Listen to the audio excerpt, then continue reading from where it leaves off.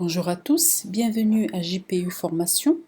Ce tutoriel est dédié à la visioconférence et nous allons vous montrer comment est-ce que vous pouvez rassembler tous vos étudiants lors d'une visioconférence et échanger avec eux des compléments d'information, des questionnements et ainsi de suite.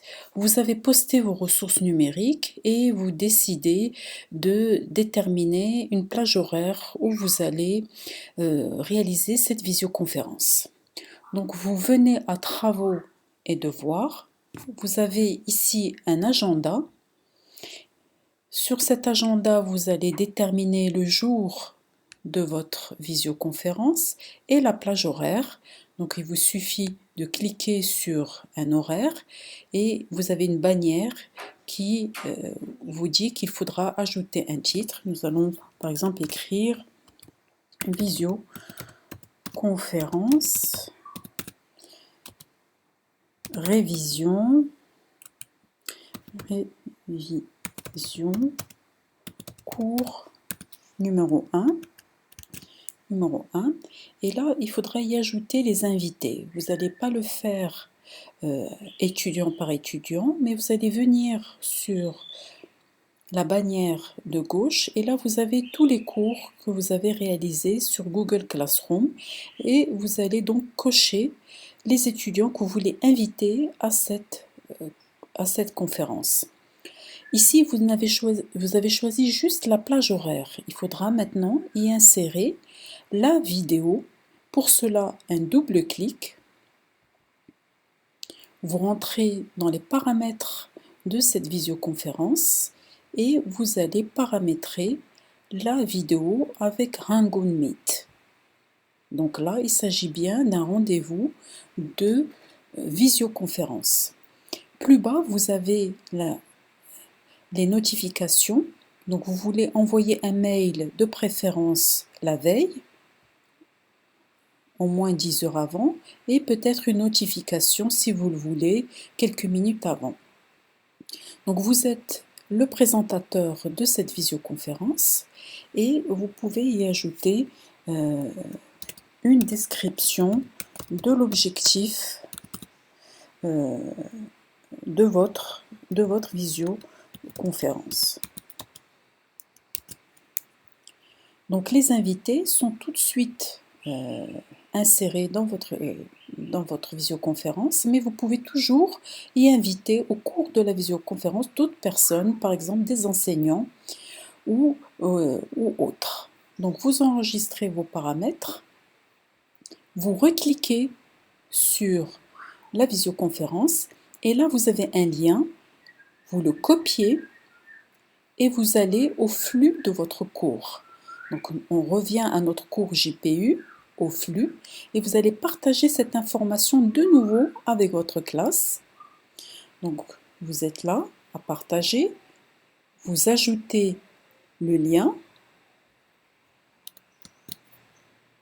et au niveau de cette page de flux, vous verrez tout de suite le lien inséré, ce qui permettra à l'étudiant de bien comprendre qu'il s'agit d'une visioconférence et qu'il suffira de cliquer dessus pour entrer dans la réunion.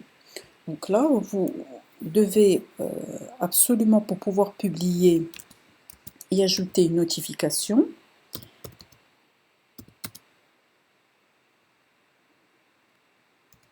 Donc, une réunion par visioconférence pour une révision du cours et vous publiez. Donc, cette information est maintenant postée au niveau du flux et il vous suffira, à vous comme aux étudiants, de cliquer dessus pour rentrer dans la visioconférence. Donc, vous avez tout de suite une autorisation. Est-ce que vous voulez utiliser votre appareil photo et votre micro? Vous pouvez autoriser ou ne pas autoriser, mais vous aurez besoin de votre micro. Donc là, si vous ne voulez pas que l'on vous aperçoit au niveau de la caméra, vous désactivez la caméra. Vous pouvez désactiver le son et l'activer au moment où vous avez besoin. Donc vous participez à la réunion. Donc, vous voici au niveau de la bannière. Donc votre micro est éteint et la caméra est éteinte.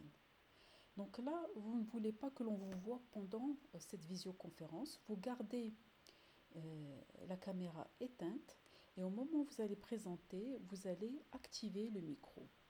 Donc quand le micro est activé, vous voyez tout de suite, vous avez un cercle autour de votre photo de profil. Ici, vous avez une icône qui vous dit présenter maintenant. Quand vous cliquez sur cette présentation, les étudiants vont voir l'intégralité de votre écran. Donc tout ce que vous faites au niveau de votre écran sera visible par les étudiants, ce qui vous permettra, quand vous présentez, de revenir au flux de votre cours, par exemple au cours que vous avez posté, et de l'expliquer slide par slide aux étudiants, et ils verront exactement le flux de votre cours slide par slide. D'un autre côté, il vous est possible ici de chatter avec les étudiants, par exemple d'envoyer des notifications. Est-ce que vous avez tout compris ou est-ce que vous avez des questions? Donc les étudiants doivent éteindre leur micro et il est préférable, s'ils ont des questions, de vous envoyer un message ou de vous demander l'autorisation d'allumer leur micro. Donc une fois que votre conférence est réalisée, il vous est possible aussi donc, de voir quels sont les participants. Et ici, vous avez la possibilité d'enregistrer votre conférence. Regardez, vous pouvez enregistrer la réunion et c'est très important quand vous avez un cours en visioconférence. Il y a souvent des étudiants qui se sont connectés en retard ou qui ont perdu le fil de la connexion.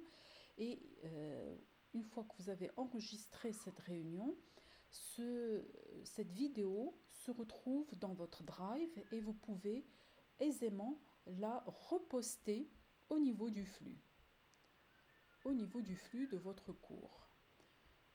Donc, quand vous revenez au niveau de votre visioconférence, il vous suffira de modifier le flux et d'y ajouter.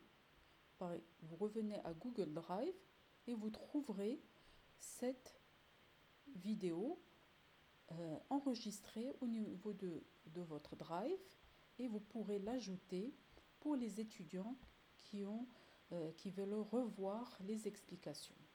Comme vous voyez, il s'agit d'une méthode très simple et très interactive qui vous aidera beaucoup au niveau des explications que vous n'avez pas pu ajouter au niveau des PDF et des slides.